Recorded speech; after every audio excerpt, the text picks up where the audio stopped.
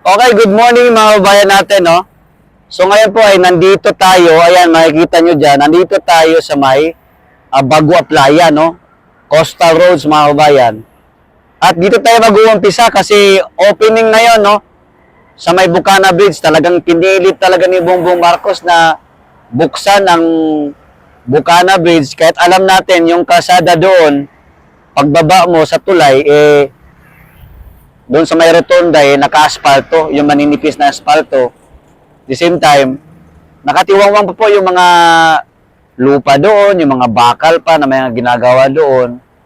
Tsaka hindi safe no sa mga motorista at lalong-lalo na sa mga may mga nakatira kasi doon no, pero hindi pa talaga nalinis at parang hindi ligtas.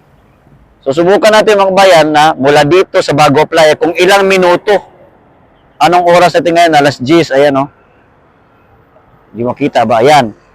10:21. Okay, subukan natin, no? Kung ilang minuto tayo, no? Normal lang yung takbo sa motor. Puntahan natin din sa Bucana Bridge. Okay?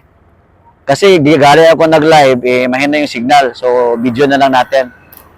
Okay, diretso tayo dito. Yun, mga kabayan, no? So, para makita ninyo kung gaano ka komportable ang magbiyahe dito. Kung gaano ka bilis, ka smooth yung biyahe no pag ikaw ay dumaan sa Coastal Road ng Davao. So nagsimula tayo 10:21 no. Morning. Yan, yung takbo natin ano lang, yung sakto lang, no? Sakto lang yung takbo. 40, ganyan. 40. Yung ang speed natin, tama lang, sakto lang para hindi tayo masyadong mahirap yung overspeed tayo. 40 or 40 to 50 kasi pag paakyat ka, talagang yan, no? Bibilisan mo kasi na paakyat.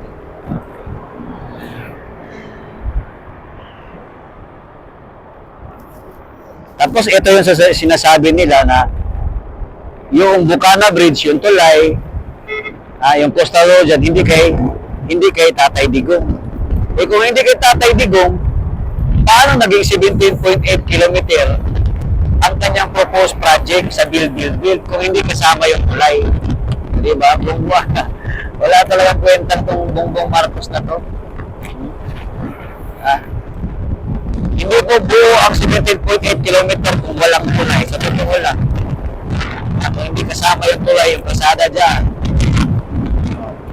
At saka lalong-lalo na, hindi rin po pwede na naka-propose project ang build Coastal Road sa Davao, tapos sasabihin kay Tatay Digong na project dito na segment, tapos doon banda yan kay Tatay Digong pa din, tapos pagdating sa Bucana Bridge doon sa Coastal Road hindi na kay Tatay Digong, kay Bongbong Marcos na naloko na.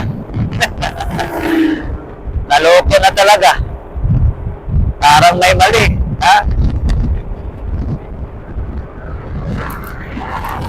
mahirap kasi yung aaminin mo lang yung proyekto na hindi naman sa'yo. Pasalamat nga tayo, no? Kung hindi dahil kay Tatay Digong, talagang pangarap na talaga itong mga coastal roads na talagang ginawa niya ng paraan, no? Talagang nagpatayo talaga sila ng ganitong klaseng proyekto. Hindi po ba? Dati pangarap lang ni Tatay Digong sa Davao na magkaroon ng ganitong mga daan. Pero nung naging presidente siya, talagang pasalamat tayo dahil ginawa niya sa buong Pilipinas itong mga ganitong proyekto. Ilang dekada na po, ilang presidente na dumaan, sobra-sobra na pong pera na waldas. Wala tayo nakita ganitong proyekto sa mga ibang presidente. Yun ang totoo. historically, ito lang ang pinakaunang presidente talaga na hindi nasasayang yung pera ng kabanang bayan. Naturo, kumbaga, kahit utang-utang tayo, kasi hindi naman talaga yan nawawala, no? Taon-taon naman talaga, meron talaga tayong utang. Pero, naibabalik naman at napapakita naman sa taong bayan na mayroon na naipatayo na proyekto na gaya nito. See? Oh. Kita nyo naman yan kung gaano kalawak yan at kung gaano kahaba yan. Ha? Kabuuan po nito ay 17.8 kilometer. Oh, nandyan pa lang tayo sa Bukana Bridge, ha? O ilang minuto, anong oras tayo darating doon? Kasi 10:21 tayo lumarga. Anong oras tayo makarating dyan sa may Roas Rotonda? So, kita nyo naman, no? Smooth lang talaga dito, walang traffic. Moving siya. Relaxing kasi tabi ng dagat, seawall. Mayroon pa nagja-jogging. No? Tsaka, ang linis din, no? Ang sarap tingnan sa mata. Diba? Kita nyo naman kung gaano yan pinagandaan ni Tatay Digong. Paano pinagplanuhan. Ang dami pong right of way dito ang na-encounter nila na problema. Ang dami pang mga dinaanan na mga hearing. Ang dami pang pinag-uusapan. Ang daming mga napagkasunduan para lang mag-grant, no, yung magkaroon ng ng right of way na walang problema sa right of way. Ito po, no? Ang haba po nito eh. Ganun po ang Tatay Digong magtrabaho, walang problema sa right of way kasi nadadaan lahat sa pakiusap, magandang usapan, para ba walang hadlang sa mga proyekto. Daba pa lang to, ha. Siyempre, kasama natin dyan yung dating DPWH Secretary. Di ba? Eh, bakit kasi ngayon no? Ginugulo nyo kasi yung gobyerno. Dahil sa pera, nasilaw kayo. Kaya tuloy, lahat kayo ngayon, ang bibilis na tumanda. Tingnan mo si Miss Dison. Naging DPWH lang, biglang tumanda agad. Nabumuti-muti na yung buho. No? Grabe, no? Ganun talaga eh. Pinaglalaban mo, presidente mo bangag eh. Talagang pati ikaw, maaapektuhan ka talaga dyan. No? Bongbong Marcos nga, tingnan mo, hindi na maayos yung pagbubuka, di ba? Hindi na ma-drawing, pag-drawing mo, ngiwi na. Di ba? Ang layo noon sa itsura.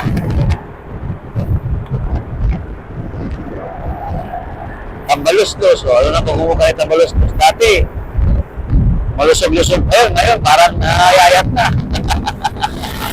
Nangayayat na yung buhaya sa pagnanakaw. Nung mabuking na, magka-booking na, magkaalaman na, ayun, na-stress siguro, kaya sumakit yung ngipin, ayun, namayat. Pumayat bigla. Ganon din si Saldico. Tingnan nyo mo si Saldico. Dati may liig naman yun. Ayun, lumipis yung liig ng buhaya. Ganon kasi yan. Talagang uusigin kasi kayo ng konsensya niya. Nakaw kayo ng nakaw, ginagamit nyo yung pera ng taong bayan. Hinahayaan nyo lang. Kasi sa akaran ninyo, hindi na kayo lang yung pinaka-powerful, hindi wala nang kumontra sa inyo. Hanggang sa ngayon, no? Lahat ng DPWH na-involve dyan, sasakit talaga yung ulo. May stress ka talaga. O gaya na lang, no, nangyari kay Secretary Cabral, no, Undersecretary Catarina Cabral. Hindi ko nga malaman kung ano ba talagang nangyayari doon. Kasi sa balita, wala ikumpirmado. Ano talaga ang dahilan or ng kanyang pagpanaw. Balita, nahulog, inutak, diba? sadya. Ang dami pa namang alam mo sa DPWH. Diba? Yan halos lahat na sumasagot sa ating mga kontrobersiya ng tanong sa DPWH. Kasi si Manibunuan, wala na si Manibunuan. Happy go lucky na. Oo. Diba? Papahinga na si Manibunuan. Feeling safe na. Para si Tambalos lang yan. Feeling safe na sila. Wala na sa Pilipinas eh. Si Saldico. Wala na. Diba?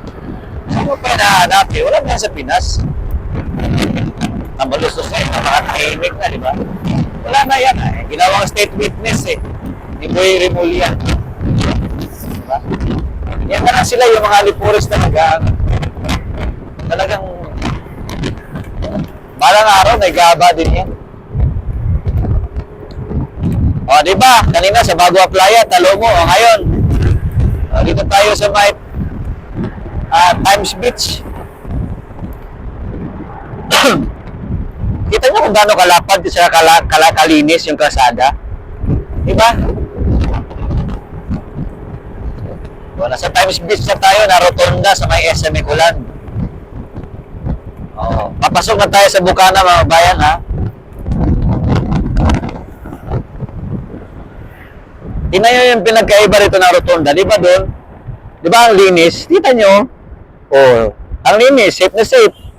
No, ang lawak ng lapad ng kalsada. Oh. Bakit doon sa Bukana Bridge, ang nipis-nipis ng mga simento? Oh. Tsaka bukod sa manipis, delikado pa kasi baka madisgrasya. Oh, didiretso na tayo dito, oh. Diba? Bukas na nga, oh. Pinipilit kasing buksan eh. No? Grabe si Bangag.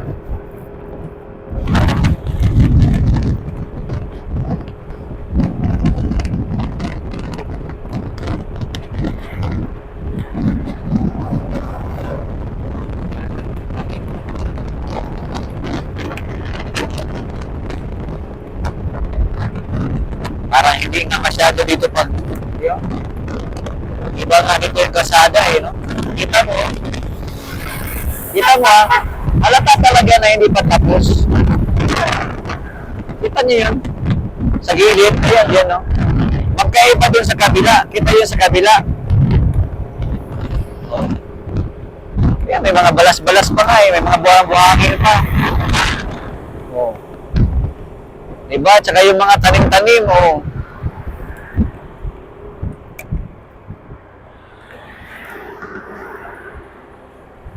Oh.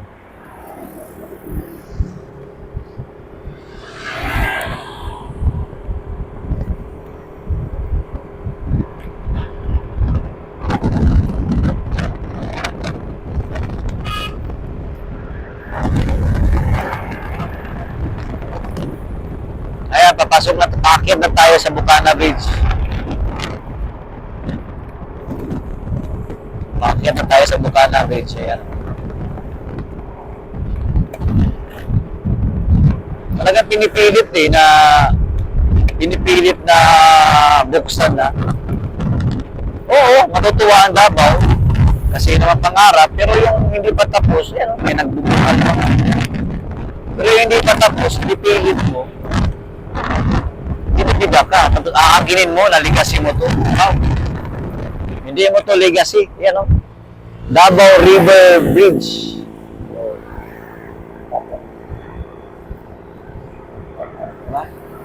Proyekto to ni Tatay Digong, FYI. Ha? Tinrabaho to ni Tatay Digong para magkaroon ng tulay sa Davao, itong Bukana Bridge. Hindi po ito kasama sa national budget sa Pilipinas. Wala po itong pondo, kaya binigay ito, no, ng China, o presidente ng China na si Xi Jinping, dahil maayos, no, yung bilateral relation nila ni Tatay Digong. Yung mga gentleman's agreement nila, negosyo, trabaho, yung export natin sa mga produkto natin sa Pilipinas, yung mga saging, pinya, lahat na kasama yan, no, sa pinag-uusapan na ng dalawang presidente. Kaya maayos nga. Ganda na pag-ikipag-usap. Kaya natuwa ang China. Hindi yung kung ano-ano mga negatibo. Walang ganito kung walang tatay dito. Walang tulay. Bukana Bridge. Kasi walang pundo yan. Pansin ko talaga, magkaiba yung kasada dito. Grabe. Magkaiba yung kasada dito. Ayan, dito.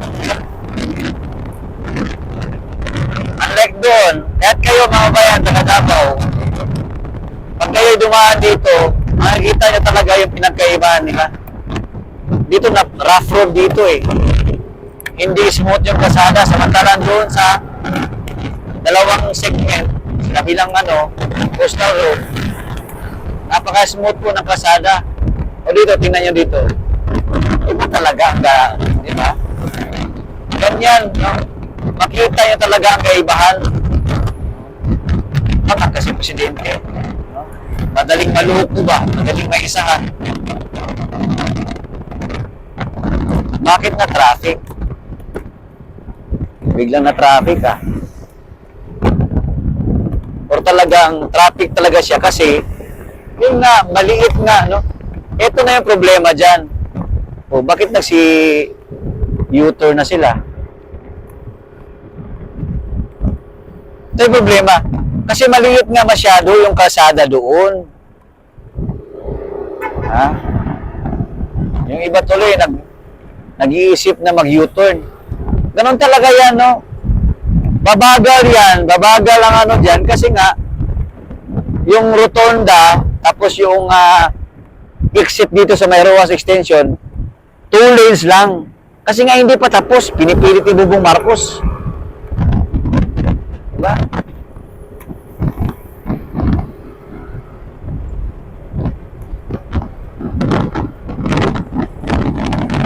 Ganon talaga. Makakaranas talaga ng pamumuo ng traffic dito.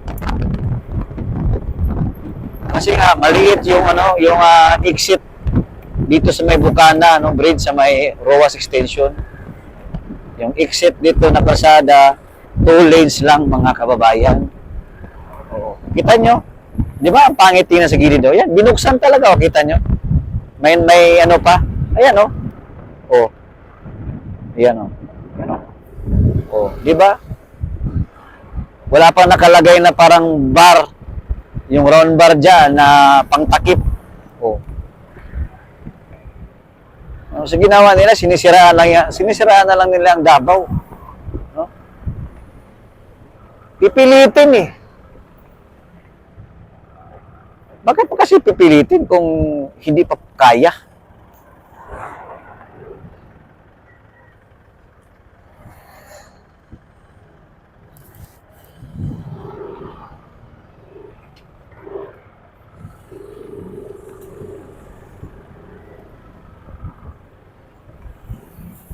Oh.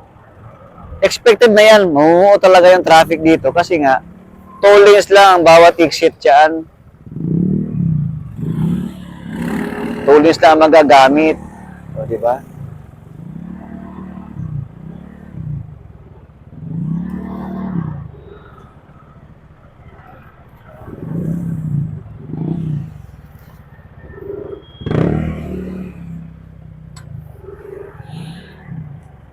Yan. Tatagalan tuloy tayo dito. Ini-estimate natin yung oras eh. 10:21 po tayo Lumarga doon sa kabila, doon sa starting point sa may Bagua Playa, sa Coastal Road. 10:21 ng umaga.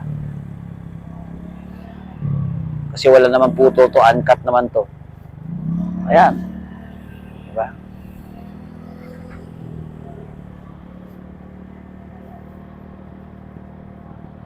Liliit talaga yung magkakaroon talaga ng traffic dito kasi nga 2 lanes lang eh.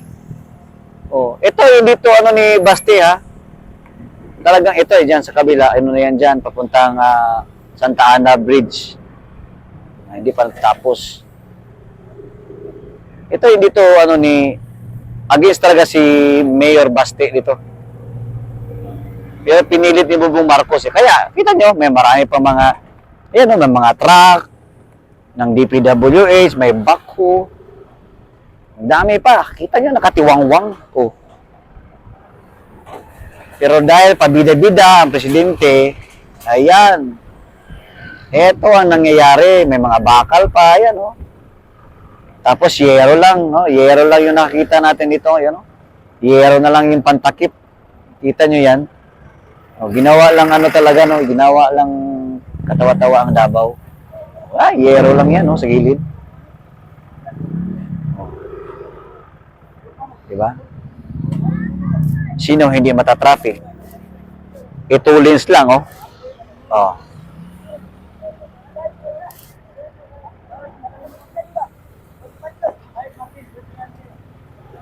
Takagyan eh.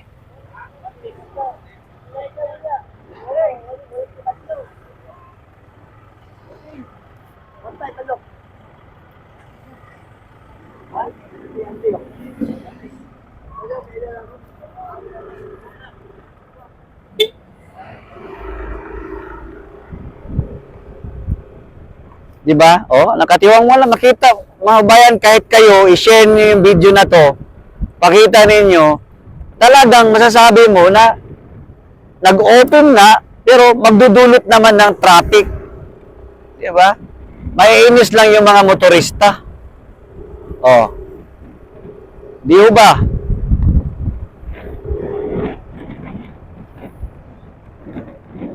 Oh, papunta na po tayo ng Rawas Extension. O, iikot lang tayo dyan para ganun po. Umabot tayo 10:42 po. Ayan oh. Yung oras 10:42. 10:21 po tayo bumiyahe. So mabilis lang, no? Pag doon ka talaga dumaan.